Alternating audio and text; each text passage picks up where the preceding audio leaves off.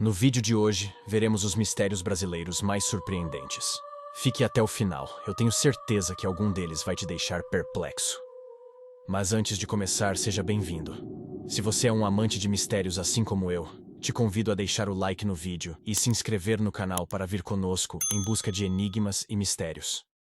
O Brasil é um país com uma diversidade cultural muito rica, e isto faz dele um lugar cheio de lendas e mistérios. Nesse vídeo, você vai ver 4 mistérios brasileiros que, se você não conhece, vai ficar surpreso. Só para deixar claro, eu não vou fazer nenhum tipo de ranking, porque eu sei que isso é subjetivo. Cada um vai ter sua opinião sobre qual deles é mais surpreendente.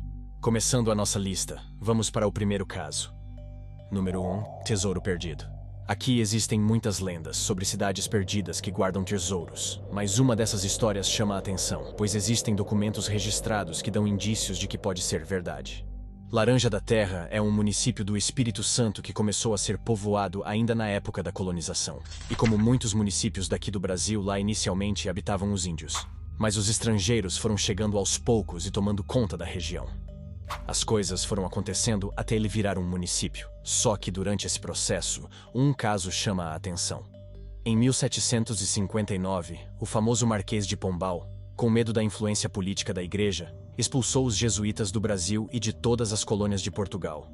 Obviamente, eles não tinham o controle para tirar todos à força. Então, muitos desses jesuítas simplesmente se esconderam. E um dos locais escolhidos foi justamente onde fica o município Laranja da Terra. Por volta de 1880, os jesuítas escreveram uma carta para o chefe do estado dando algumas informações um tanto curiosas. Na carta, eles diziam que se esconderam na região por causa do decreto do Marquês de Pombal e decidiram mineirar todas as riquezas que tinham ali. Segundo os jesuítas, a terra era rica em ouro e eles conseguiram acumular algo de valor, mas foram atacados por índios e precisavam de ajuda. Na carta, eles não diziam exatamente que estavam com ouro, mas dava a entender que era algo de valor.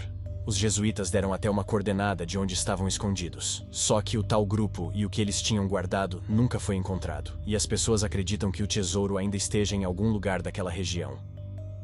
Número 2. Voo Varig 967.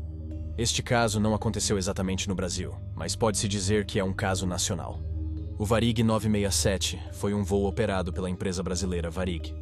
Em 30 de janeiro de 1979, um avião cargueiro, o Boeing 707, sai de Tóquio em direção ao Rio de Janeiro e transportava quadros pintados pelo pintor japonês Manabu Mabe, que eram avaliados em mais de $1 milhão. Cerca de 22 minutos depois da decolagem, o comandante fez contato com o controle de tráfego aéreo e não havia qualquer indício de que o avião poderia cair. Porém, 8 minutos depois do primeiro contato, o avião simplesmente desapareceu e não deu mais qualquer vestígio. Como não é comum um Boeing 707 sumir assim sem deixar qualquer vestígio, surgiram várias teorias da conspiração. Algumas delas sugerem que o avião foi roubado, já que tinha uma carga muito valiosa. Outras teorias sugerem que houve algum erro de navegação e acabou entrando sem querer no espaço aéreo dos soviéticos, então simplesmente foram abatidos. Mas a principal hipótese é que o avião tenha sofrido uma despressurização e os tripulantes ficaram sufocados. Sem ninguém acordado, o avião caiu em algum lugar do oceano. Só que até hoje não foi encontrado qualquer sinal de destroços, nem nada do tipo, o que não é nada comum para um avião deste porte. A investigação não teve uma conclusão do caso. Número 3. Caso Caiçara. Confesso para vocês que eu achei este o caso mais bizarro. Em 2014, o município de Caiçara, no Rio Grande do Sul, foi palco de um fenômeno assustador. A família do seu Augusto e Dona Neuza presenciaram um fenômeno sobrenatural. O casal e seus filhos, um menino e 2 meninas, afirmaram que estavam ouvindo barulhos estranhos em sua casa. Se tratavam de batidas nas paredes dos quartos, como se fosse alguém dando socos. Mas quando iam olhar o que poderia ser o barulho, simplesmente parava.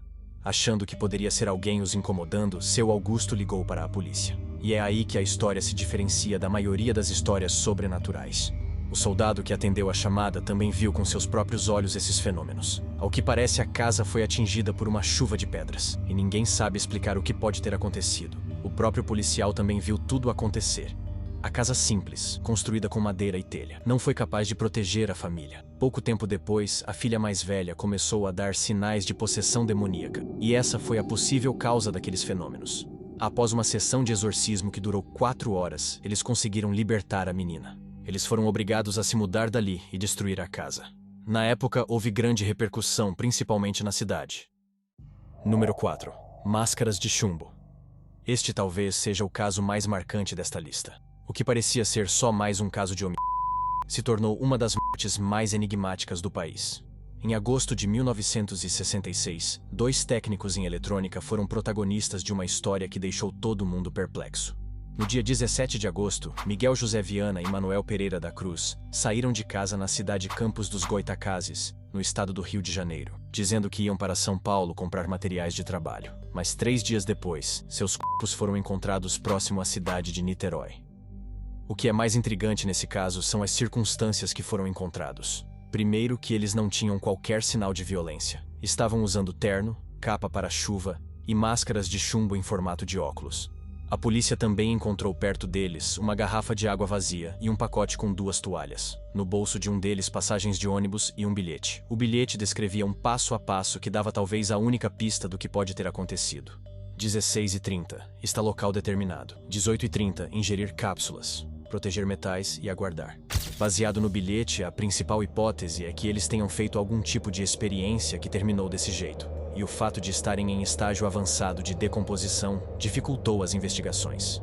Pouco tempo depois, surgiram algumas pessoas que disseram ter visto OVNIs no local na mesma noite em que foram mortos. Mas nada foi provado, e ninguém sabe explicar exatamente o que aconteceu naquela noite.